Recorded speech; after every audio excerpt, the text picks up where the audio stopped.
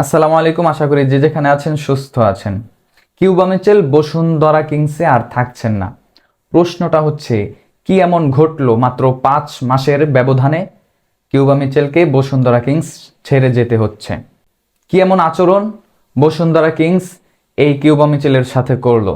তিনি মাত্র 8টি ম্যাচ খেলেছিলেন বসুন্ধরা কিংসের, যদিও একটা ম্যাচেও তাকে শুরুর একাদশে আমরা দেখতে পারিনি। হয়তোবা অনেকেই ভেবেছিলেন এই দেশের তাপমাত্রা কিংবা এনভায়রনমেন্টের সাথে মানিয়ে নিতে বসুন্ধরা কিংস তাকে পর্যাপ্ত সময় দিচ্ছে এবং ট্রেনিংয়ে তাকে ওইভাবে প্রস্তুত করছে পরবর্তীতে যেন বসুন্ধরা কিংসের হয়ে তিনি সর্বোচ্চ গেম টাইম পান।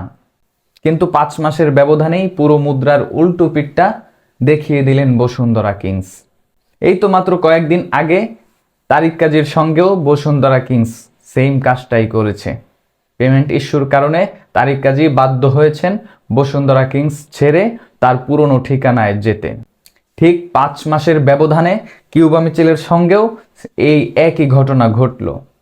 অনেকেই প্রশ্ন তুলেছিলেন, কিউবা মিচেলের এমন সিদ্ধান্ত, ইংল্যান্ডের একটা ক্লাব ছেড়ে, সান্ডারল্যান্ডের ওখান থেকে ছেড়ে তিনি যখন বসুন্ধরা কিংসে যুক্ত হওয়ার সিদ্ধান্ত নিয়েছেন, অনেকে বাহবা দিয়েছেন, অনেকে আবার প্রশ্নও তুলেছেন ওইখানে তিনি যেই এনভায়রনমেন্টে ফুটবল খেলেন, এই বসুন্ধরা কিংসে এসে সেই পরিস্থিতি, সেই আবহাওয়াটা তিনি পাবেন কিনা। ফুটবলীয় ফ্যাসিলিটিস তো রয়েছেই, কিংবা পেমেন্টের ব্যাপারেও যেই চুক্তি বসুন্ধরা কিংস কিউবা মিচেলের সঙ্গে করেছিল, বসুন্ধরা কিংস সেই প্রতিশ্রুতি রাখতে পারেনি। আমরা অন্যান্য যেই সকল ফুটবলাররা বাংলাদেশের ফুটবলে আসতে চান, ক্লাব ফুটবলে পাড়ি জমাতে চান, ইদানিং সেই প্রবণতাটা দেখা যাচ্ছে, কিন্তু তারা কি আসলে সেই সাহসটা এই মুহূর্তে আর করতে পারবেন কিনা, যেখানে কিউবা মিচেলের সঙ্গেই এই ধরনের আচরণ হলো। এবং কিউবা মিচেল তার পোস্টে এটাও উল্লেখ করেছেন, এই ধরনের আচরণ শুধু যে তার সঙ্গেই হচ্ছে সেই বিষয়টা কিন্তু নয়, আরও অনেক ফুটবলার অন্যান্য ফুটবলারদের সাথেও এরকমেরটা হন। তাদের ওই ক্যালিভারটা নাই বলেই তারা সেই আচরণটা তারা নীরবে সহ্য করেন, নীরবে মেনে নেন। এবং তিনি আহ্বান জানিয়েছেন তারা যেন তাদের যেই পেশাদার দায়িত্ব, পেশাদার যেই প্রতিশ্রুতি, সেটা যদি কেউ না রাখে এবং তাদের যেই প্রাপ্য সম্মান সেটা যদি কেউ না দেয়, সেই ব্যাপারে পেশাদারিত্বের সঙ্গে তার প্রতিবাদ যেন জানাতে পারে, সেই আহ্বানটা কিউবা মিচেল জানিয়ে গিয়েছেন।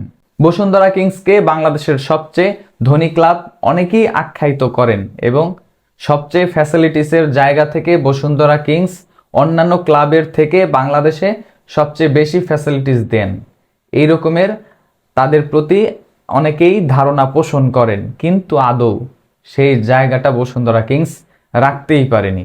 তারিক কাজী এবং এরপরে কিউবা মিচেল, যেই কিউবা মিচেল বাংলাদেশে অনেক সম্ভাবনা নিয়ে এদেশের ফুটবলে পাড়ি জমিয়েছিলেন। তিনি ভেবেছিলেন এদেশের ফুটবলের যেই পরিবর্তন সেটা তাদের হাত ধরেই আসুক।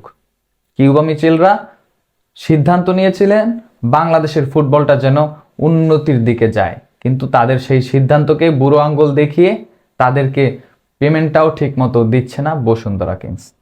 বাংলাদেশের ফুটবলে যেই বিষয়টা সবচেয়ে বেশি ইম্পর্টেন্ট, প্লেয়ারদের পারিশ্রমিক, এবং কিউবা মিচেল সেই বিষয়টা উল্লেখও করেছেন।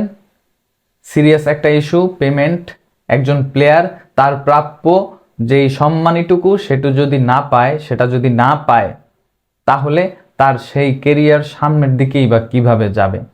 বাফুফেই বা এই ব্যাপারে কোন সিদ্ধান্ত নেবেন, নাকি বসুন্ধরা কিংসের আধিপত্যের বিরুদ্ধে তারা সোচ্চার হতে সাহস দেখাতে পারবে না, কিংবা সেই সক্ষমতা বাফুফের নেই বসুন্ধরা কিংসের সঙ্গে তারা প্রতিদ্বন্দ্বিতা করে প্লেয়ারদের যেই পারিশ্রমিক কিংবা যোগ্য সম্মানটুকু আদায় করা।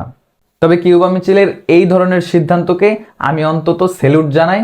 ভবিষ্যতে তার এই দেখানো পথে আরও যারা রয়েছেন তাদের পারিশ্রমিক এবং যোগ্য সম্মানটুকু পাচ্ছেন না, তারাও যেন মুখ খুলেন, প্রতিবাদের ভাষা যেন সবার মুখেই ফুটে ওঠে, সেই আহ্বান অন্যান্য ফুটবলার কিংবা অন্য কোনো স্পোর্টস আঙিনায় যারা রয়েছেন তাদের প্রতিও থাকবে।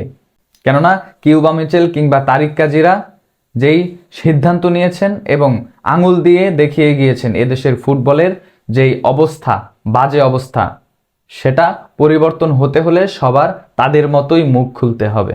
বাফুফের প্রতি একটাই আহ্বান, এই ব্যাপারে যেন তারা কোনো স্টেটমেন্ট নেন। কিউবা মিচেলের এরকমের 5 মাসের ব্যবধানে বসুন্ধরা কিংস ছেড়ে যাওয়ায় আপনার কি অনুভূতি এবং এই ব্যাপারে আপনি কি বলতে চান? কমেন্ট বক্সে আপনার মূল্যবান মন্তব্য অবশ্যই জানাবেন।